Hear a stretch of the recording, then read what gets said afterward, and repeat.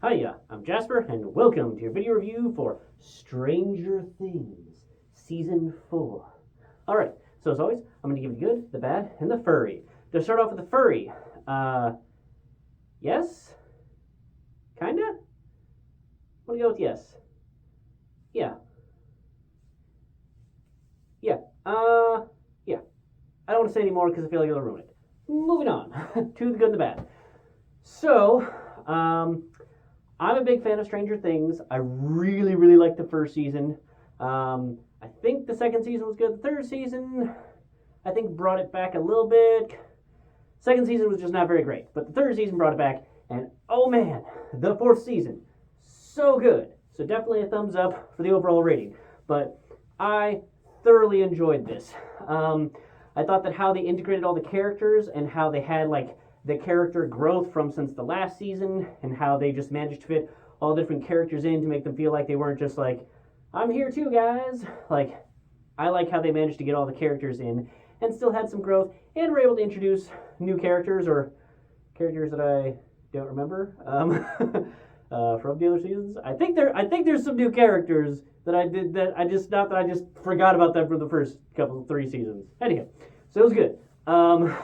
I realize that it's technically not the entire fourth season because they are going to be coming out with the other half or however many episodes of season 4 sometime in July.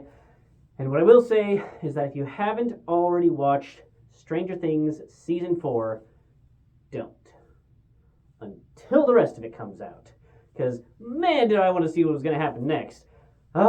So much want to see what's going to happen next. I'm not going to say anything more about that because I don't want to spoil things for you, but so good.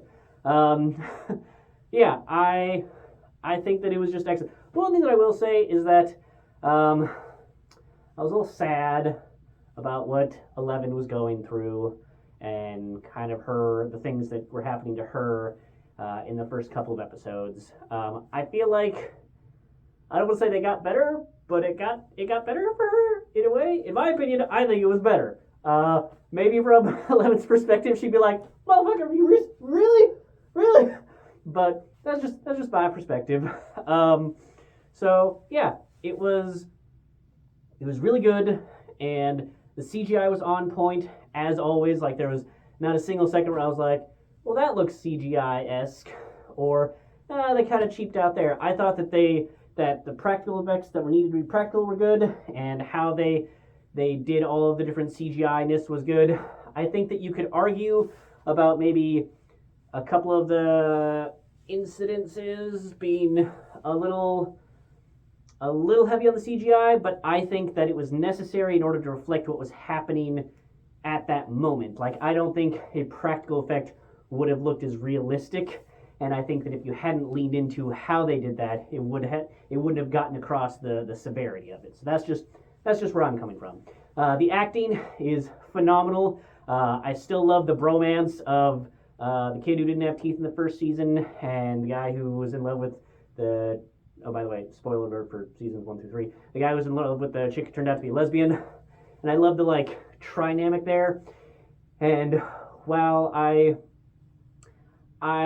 realize that there has to be some conflict or whatever, but I don't feel like they were just trying to do the cheers there, or keep from doing the cheers thing. We're like, oh, we can't have all of our characters be happy together, because that's when the ratings tank, so we have to do everything to keep them unhappy and apart or whatever. I don't feel like they did too much of that in this season. I know sometimes when shows it's just like, okay, now we're going to have unnecessary conflict between the love interests because having them be happy is not allowed.